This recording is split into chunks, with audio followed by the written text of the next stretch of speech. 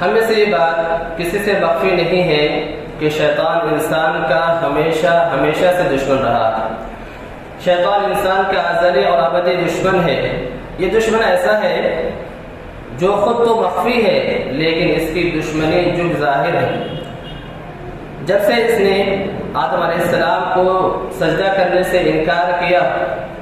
اس وقت سے لے کر کے تا قیامت اس کی دشمنی انسانوں کے ساتھ ہے۔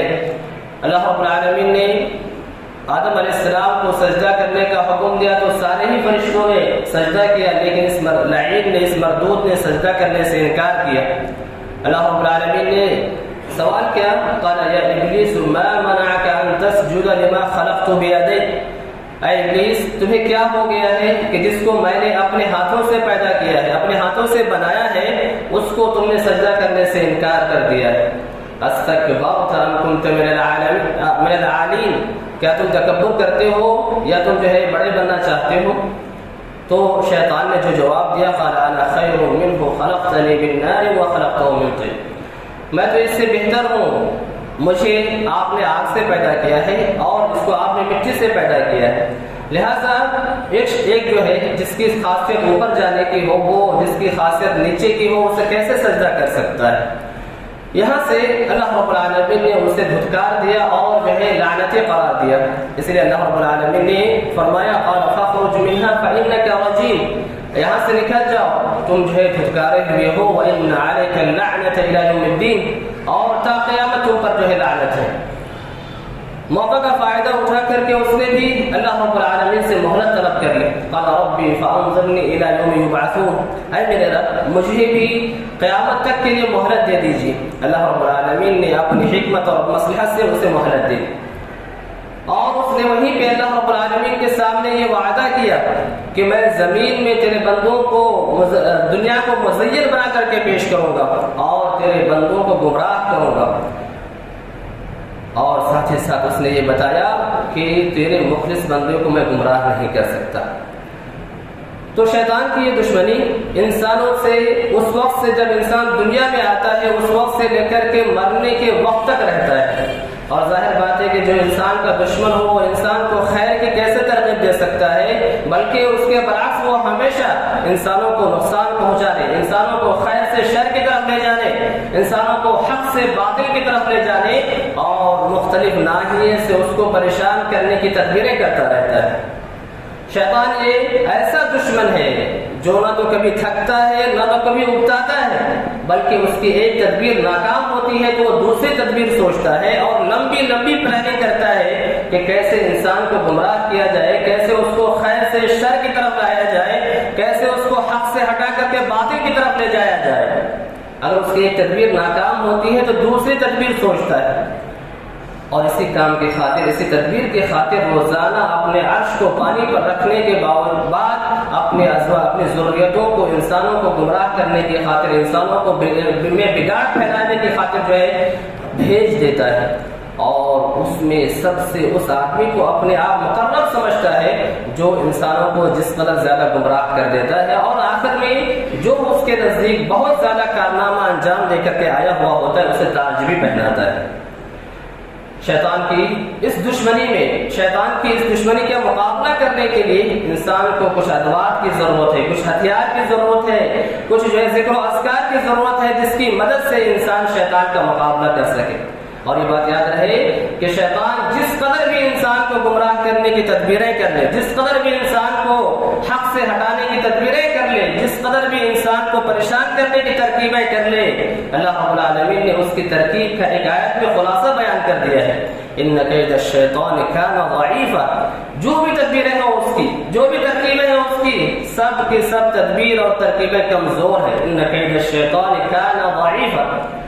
آئیے ان اسباب کو دیکھتے ہیں، ان وجوہات کو اور ان تدبیروں کو دیکھتے ہیں جو اللہ رب العالمین نے اور اس کے نبی صلی اللہ علیہ وسلم نے ہمیں شیطان کے شر سے محفوظ رکھنے کی خاطر، شیطان کے شر سے بچنے کی خاطر جو ہے بتلائی ہے۔ ان تدابیر میں سے سب سے پہلی جو تدبیر ہے وہ یہ ہے کہ ہم اللہ رب العالمین سے شیطان کے شر سے ہمیشہ پناہ طلب کیا کریں۔ اللہ رب العالمین فرماتے ہیں وَإِمَّا يَنزَغَنَّكَ مِنَ الشَّيْطَانِ نَزْغٌ فَاسْتَعِذْ بِاللَّهِ، اے نبی آپ کو اگر شیطان کی طرف سے کوئی وسوسہ لاحق ہو جائے تو آپ اللہ رب العالمین سے جو ہے پناہ طلب کیجیے، انه سمیع علیم، کیونکہ اللہ رب العالمین بہت زیادہ سننے والا ہے، بہت زیادہ جانکار ہے۔ ان الذين اتقوا اذا مسهم طائف من الشيطان تذكروا، یقیناً وہ لوگ جو متقی ہیں، جو اللہ سے ڈرتے ہیں، شیطان کی طرف سے انہیں کوئی خطرہ لاحق ہوتا ہے تو وہ اللہ کے ذکر و اذکار میں مصروف ہو جاتے ہیں، تو وہ جو ہے ان کی نگاہیں کھل جاتی ہیں، فإذا هم مبصرون۔ اللہ رب العالمین اس آیت میں ہمیں بتایا ہے کہ ہم شیطان کے شر سے اللہ کی پناہ طلب کرتے رہیں، شیطان سے جو ہے پناہ طلب کیا جائے۔ آیت میں غور کیجئے کہ جب بھی شیطان کے شر کا جو لاحق ہو، جب بھی شیطان کی طرف سے کوئی پریشانی لاحق ہو، اللہ رب العالمین نے کہا کہ آپ جو ہے استعاذہ کیجئے، شیطان کے شر سے اللہ سے پناہ طلب کیجئے۔ اور آیت میں کوئی وقت جو ہے محدد نہیں کی گئی ہے، کوئی وقت متعین نہیں کیا گیا ہے کہ آپ کو فلاں اوقات ہی میں کرنا ہے، بلکہ جب بھی ضرورت پڑے، جب بھی جو ہے شیطان کے شر سے جو ہے لاحق ہو، مسلمانوں کو چاہیے کہ اس کے شر سے جو ہے پناہ طلب کرے۔ یہی وجہ ہے کہ اللہ رب العالمین نے اور بھی دیگر مقامات میں، اللہ کے نبی صلی اللہ علیہ وسلم نے اور بھی بہت سے مقامات ایسے بتلائے ہیں جہاں ایک مسلمان کو شیطان کے شر سے پناہ طلب کرتے رہنا چاہیے۔ قرآن کی تلاوت کے وقت جیسے کہ اللہ تعالیٰ نے فرمایا فَإِذَا قَرَأْتَ الْقُرْآنَ فَاسْتَعِذْ بِاللَّهِ، جب آپ قرآن کی تلاوت کر رہے ہوں وہاں بھی شیطان کے شر سے آپ جو ہے پناہ طلب کیجیے۔ ایسے ہی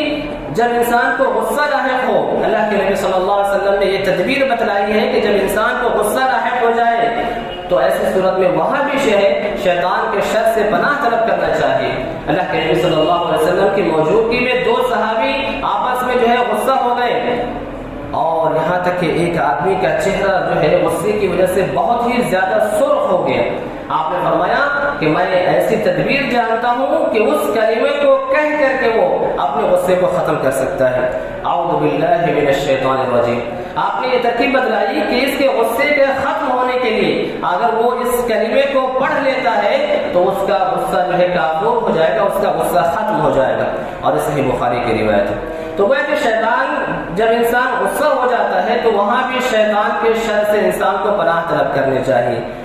جب انسان جو ہے ضرورت کے خاطر جو ہے حمام جاتا ہے تو اس سے پہلے بھی شریعت نے شیطان کے شر سے پناہ طلب کرنے کی دعا سکھلائی ہے۔ اسی طریقے سے جب ہم مسجد میں آتے ہیں تو مسجد میں آتے وقت بھی اللہ کے نبی صلی اللہ علیہ وسلم نے دعا سکھلائی ہے، جو دعا پڑھ کر کے ہم اپنے آپ کو شیطان کے شر سے پورے دن کے لیے محفوظ کر سکتے ہیں۔ اللہ کے نبی صلی اللہ علیہ وسلم نے فرمایا کہ جب بندہ مسجد میں داخل ہو تو یہ دعا پڑھے اعوذ باللہ العظیم وبوجہہ الکریم وسلطانہ القدیم من الشیطان الرجیم۔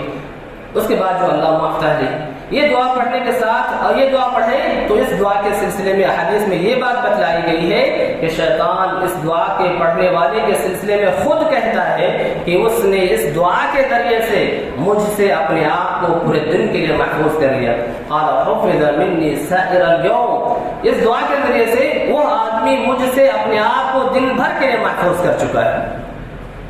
تو یہ کچھ مقامات ہیں جہاں شیطان کے شر سے پناہ طلب کرنے کے لیے سکھایا گیا ہے۔ جیسے اسی طریقے سے جب جو ہے آدمی گدھے کی آواز سنے تو وہاں بھی شیطان کے شر سے پناہ طلب کرے۔ اللہ کے نبی صلی اللہ علیہ وسلم فرمایا کہ جب تم گدھے کی آواز سنو تو وہاں بھی شیطان کے شر سے پناہ طلب کرو، کیونکہ اس نے جو ہے شیطان کو دیکھا ہے۔ تو یہ اور اس طرح کے متعدد مقامات پر شریعت ہمیں اس بات کی تعلیم دیتی ہے کہ ہمیں شیطان کے شر سے پناہ طلب کرتے رہنا چاہیے۔ یہ شیطان سے بچنے کی پہلی تدبیر اور ترکیب ہے۔ شیطان کے شر سے بچنے کی جو دوسری ترکیب شریعت نے ہمیں بتلائی ہے وہ ہے قرآن مجید کی تلاوت۔ گھروں میں قرآن مجید کی تلاوت کا اہتمام کرنا۔ قرآن مجید کی تلاوت کوئی بھی سورہ کی ہو اس کی تلاوت کرنی چاہیے، بالخصوص سورہ بقرہ کی تلاوت کرنی چاہیے۔ اللہ کے نبی صلی اللہ علیہ وسلم نے فرمایا لا تجعلوا بيوتكم مقابر ان الشيطان ينفر من البيت الذي تقرأ فيه سورة البقرة۔ مسلمانوں اپنے گھروں کو قبرستان نہ بناؤ، شیطان اس گھر سے بھاگ جاتا ہے جس گھر میں سورہ بقرہ کی تلاوت کی جاتی ہے۔ سورہ بقرہ کی تلاوت کے سلسلے میں اللہ کے نبی صلی اللہ علیہ وسلم نے یہاں پہ خصوصی ہدایت دی ہے کہ ہمیں گھروں میں سورہ بقرہ کی تلاوت کا خصوصی اہتمام کرنا چاہیے، کیونکہ یہ شیطان کے بھگانے کے لیے بہت ہی زیادہ مؤثر ہے۔ اگر ہم قرآن کی تلاوت نہیں کر سکتے ہیں، اگر ہمارے پاس بسا اوقات قرآن کی تلاوت کے لیے وقت نہیں ہے، تو آج کل قرآن سننے کا بھی اہتمام کرنا چاہیے۔ ہم میں سے ہر شخص کے پاس موبائل ہے، اور موبائل میں بھی قرآن کی تلاوت کو لگایا جا سکتا ہے اور اس کے ذریعے سے قرآن کی تلاوت سنی جا سکتی ہے۔ تو آپ صلی اللہ علیہ وسلم نے سورہ بقرہ کے سلسلے میں بالخصوص اور قرآن کے کسی بھی سورہ کی تلاوت کے سلسلے میں بالعموم اس حدیث میں فرمایا ہے کہ ہمیں گھروں میں قرآن کی تلاوت کا اہتمام کرنا چاہیے۔ اسی طریقے سے معوذتین کا بھی اہتمام کرنا چاہیے۔ قل اعوذ برب الفلق اور قل اعوذ برب الناس کی تلاوت کا بھی اہتمام کرنا چاہیے۔ اللہ کے نبی صلی اللہ علیہ وسلم کے بارے میں ابو سعید خدری رضی اللہ تعالیٰ عنہ کہتے ہیں کہ اللہ کے نبی صلی اللہ علیہ وسلم شیطان کے شر سے اور انسانوں کی جو ہے بدنگاہی سے پناہ طلب کیا کرتے تھے۔ کان رسول اللہ صلی اللہ علیہ وسلم یتعوذ من شر الشیطان ومن العین حتی نزلت المعوذتان۔ آپ صلی اللہ علیہ وسلم بری نگاہ سے پناہ طلب کیا کرتے تھے، شیطان کے شر سے پناہ طلب کیا کرتے تھے، یعنی اس کے لیے آپ صلی اللہ علیہ وسلم دعاؤں کا اہتمام کیا کرتے تھے، یہاں تک کہ قل اعوذ برب الفلق اور قل اعوذ برب الناس سورت نازل ہو گئی۔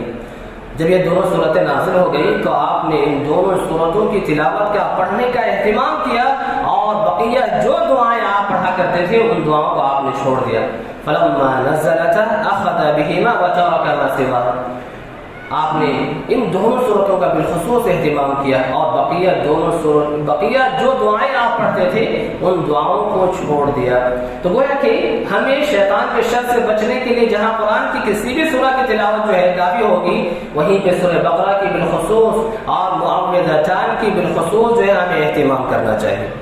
اسی طریقے سے سورہ بقرہ کی آخری 2 آیتوں کے سلسلے میں بھی اللہ کے نبی صلی اللہ علیہ وسلم نے فرمایا ہے کہ جو آدمی رات کے وقت اگر ان دونوں آیتوں کو پڑھنے کا اہتمام کرتا ہے تو یہ دونوں آیتیں اس کو شیطان کے شر سے بچانے کے لیے کافی ہو جاتی ہیں۔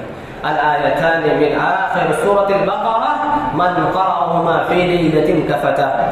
سورہ بقرہ کی آخری دونوں آیتیں، ان دونوں آیتوں کو کوئی آدمی اگر رات میں پڑھتا ہو تو یہ دونوں آیتیں اس کو شیطان کے شر سے بچانے کے لیے کافی ہیں۔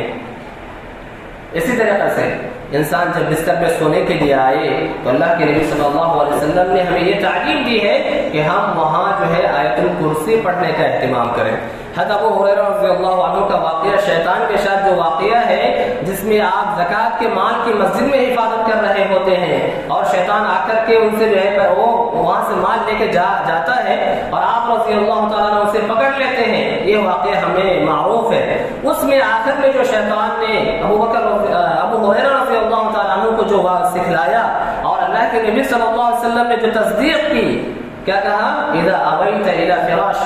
جب آپ سونے کے لیے آ جائیں، جب آپ اپنے بستر پہ آ جائیں تو کیا کریں؟ فقرأ آیت الکرسی، آپ آیت الکرسی کو پڑھ لیا کریں۔ فائدہ کیا ہوگا؟ لن یزال معک من اللہ حافظ، اللہ رب العالمین کی طرف سے آپ کی نگرانی کرنے والا برابر جو ہے موجود رہے گا۔ ولا یقربک شیطان حتی تصبح، صبح ہونے تک شیطان آپ کے قریب نہیں آ سکتا۔ تو ان تمام صورتوں کے ذریعے سے، ان تمام آیتوں کے ذریعے سے ہم اپنے آپ کو شیطان کے شر سے محفوظ رکھ سکتے ہیں۔ اسی طریقے سے وہ تدابیر، وہ ترکیب جو شریعت نے ہمیں بتلائی ہیں، ان میں سے لا الہ الا اللہ وحدہ لا شریک لہ لہ الملک و لہ الحمد وہو علی کل شیء قدیر، دن میں 100 مرتبہ پڑھنے کا اہتمام کریں۔ اللہ کے نبی صلی اللہ علیہ وسلم نے فرمایا من قال لا الہ الا اللہ وحدہ لا شریک لہ لہ الملک و لہ الحمد وہو علی کل شیء قدیر فی یوم 100 مرہ كانت له عدل 10 رقاب وكتبت له 100 حسنة ومحيت عنه 100 سيئة وكانت له حرزا من الشيطان يومه ذاك حتى يمسي۔ آپ صلی اللہ علیہ وسلم نے فرمایا کہ جو آدمی اس ذکر کا اہتمام کرتا ہو دن میں 100 مرتبہ لا الہ الا اللہ وحدہ لا شریک لہ لہ الملک و لہ الحمد وہو علی کل شیء قدیر، کیا فائدہ ہوگا اس کو 4 فائدے حاصل ہوں گے۔ 4 فائدے حاصل ہوں گے۔ پہلا فائدہ آپ صلی اللہ علیہ وسلم نے بتلایا کہ اس کو 10 غلام آزاد کرنے کے برابر ثواب ملے گا۔ كانت له عدل 10 رقاب، 10 گردن آزاد کرنے کے برابر ثواب ملے گا اس کو۔ ساتھ ہی ساتھ 100 نیکیاں لکھی جائیں گی، 100 गुनाह माफ कर दिए जाएंगे और दिन भर ये दुआ, ये जिक्र उसको शैतान के शर से महफूज करेगा यहाँ तक कि जो है शाम हो जाए।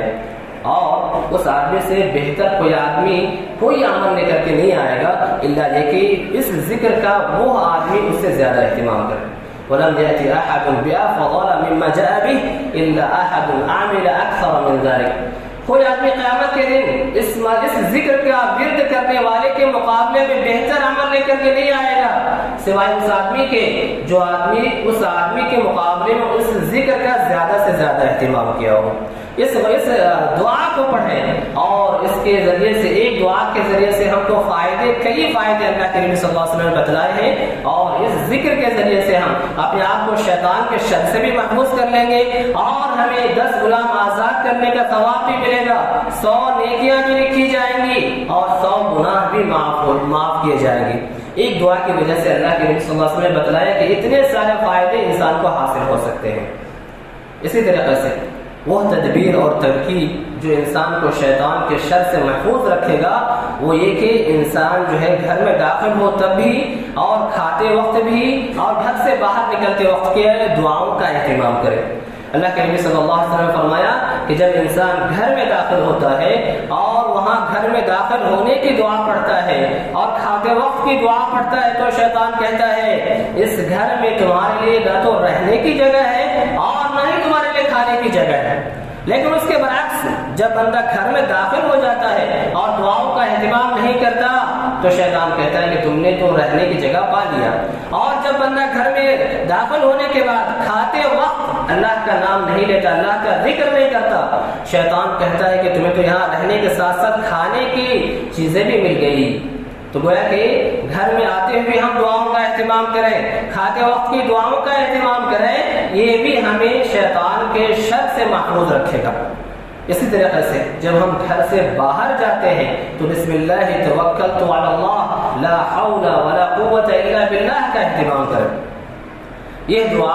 भी हमें शैतान के शर से महफूज रखेगा। अल्लाह के नबी सल्लल्लाहु अलैहि वसल्लम ने कहा कि जब बंदा घर से निकलते वक्त इस दुआ का एहतिमाम करता है तो उसके लिए कहा जाता है हुदीत व कुफीत व वक़ीत, तुम्हें जो है तुम्हारी रहनुमाई कर दी गई, तुम्हें जो है सही रास्ता दिखला दिया गया, तुम्हें इस दुआ के जरिए से जो है शैतान के शर से बचा लिया गया और यह दुआ तुम्हें शैतान के शर से बचाने के लिए काफी हो गई। जब बंदा इस दुआओं को पढ़कर के अपने घर से निकलता है तो शैतान किनारे हो जाते हैं। फतनहा लहु शयातीन व यक़ूलु लहु शैतानुन आखर कैफ़ लक बिरजुलिन क़द हुदिय व कुफ़िय व वक़िय। शयातीन जो है उस बंदे से दूर हट जाते हैं और आपस में एक दूसरे से कहते हैं उस बंदे को तुम कैसे गुमराह कर पाओगे, उस बंदे को तुम जो है उस बंदे पे तुम्हारा कैसे इख्तियार हो पाएगा जो अपने आप को उस दुआ के जरिए से हिदायत याफ्ता भी पा लिया है, राह दिखा दिया गया है जिस बंदे को उस दुआ के जरिए से तुम्हारे शर से महफूज कर लिया गया है। तो गोया कि हमें इस बात का इल्म होता है कि हमें घर से निकलते हुए इस दुआ का एहतिमाम करना चाहिए। बिइज़्निल्लाह ताला यह दुआ हमें शैतान के शर से महफूज रखेगा। इसी तरीके से जो तरकीब और तदबीर अल्लाह के नबी सल्लल्लाहु अलैहि वसल्लम ने बतलाई है शैतान के शर से महफूज रखने के लिए वो ये कि हम शाम के वक्त, शाम होने से पहले और अजान के वक्त, बिल्कुल रात के होने के वक्त अपने बच्चों को घर से बाहर ना जाने दें। जैसे ही रात का कुछ हिस्सा गुजर जाए हम जो है उसके बाद बच्चों को चाहे तो घर से बाहर जाने दे सकते हैं। अल्लाह के नबी सल्लल्लाहु अलैहि वसल्लम ने उस हदीस में बताया है कि जिस तरह जब शाम का वक्त हो जाता है तो गोया कि ये शयातीन के फैलने का वक्त होता है और जब इंसान बाहर होता है, बिलखुसूस बच्चे जब बाहर होते हैं तो गोया कि शयातीन बच्चों को इस वजह से परेशान कर सकते हैं। लिहाजा जब जो है रात का पहला हिस्सा हो, रात का इब्तिदाई हिस्सा हो, अपने बच्चों को घरों में जो है रोक लिया करो और जब रात हो जाए, रात का कुछ हिस्सा गुजर जाए तो जो अगर चाहो तो जो है उन्हें बाहर जाने दिया करो। और इस हदीस के अंदर आप सल्लल्लाहु अलैहि वसल्लम ने दोबारा से वो तरकीब बतलाई कि आप घर का दरवाजा भी बंद करते हैं तो घर का दरवाजा बिस्मिल्लाह के साथ, अल्लाह के जिक्र के साथ बंद करें, क्योंकि अल्लाह ताला शयातीन उस दरवाजे को नहीं खोल सकते हैं जिसपे अल्लाह का नाम लिया गया हो, जिसपे अल्लाह का जिक्र किया गया हो। इसी तरीके से وہ ترکیب جو شیاطین کے شر سے ہمیں محفوظ رکھ سکتے ہیں بچوں سے متعلق ہے، وہ یہ کہ بچوں کو ان کلمات کے ذریعے سے دم کیا کریں جو اللہ کے نبی صلی اللہ علیہ وسلم حسن اور حسین رضی اللہ عنہما کو دم کیا کرتے تھے۔ وَأُعِيذُكُمَا بِكَلِمَاتِ اللَّهِ التَّامَّةِ مِنْ كُلِّ شَيْطَانٍ وَهَامَّةٍ وَمِنْ كُلِّ عَيْنٍ لَامَّةٍ۔ آپ صلی اللہ علیہ وسلم حسن اور حسین کو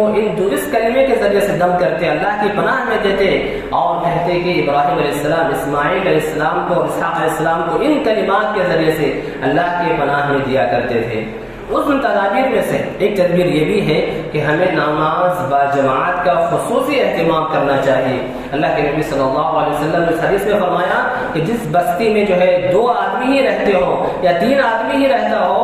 اور وہ نماز با جماعت کا اہتمام نہ کرتا ہو تو ایسے لوگوں پر جو ہے شیطان اپنا قبضہ جما لیتا ہے، کیونکہ تم جو ہے جماعت کو لازم پکڑ لو، بھیڑیا بھی اسی بکری کو کھا جاتا ہے جو بکری جو ہے ریوڑ سے الگ ہو جایا کرتی ہے۔ لہٰذا اس حدیث کی روح سے ہماری یہ کوشش ہونی چاہیے کہ ہم نماز با جماعت کا بالخصوص اہتمام کریں۔ اسی طریقے سے وہ تدبیر جو آپ صلی اللہ علیہ وسلم نے ہمیں سکھلائی ہے کہ ہم صبح و شام کی دعاؤں کا اہتمام کریں،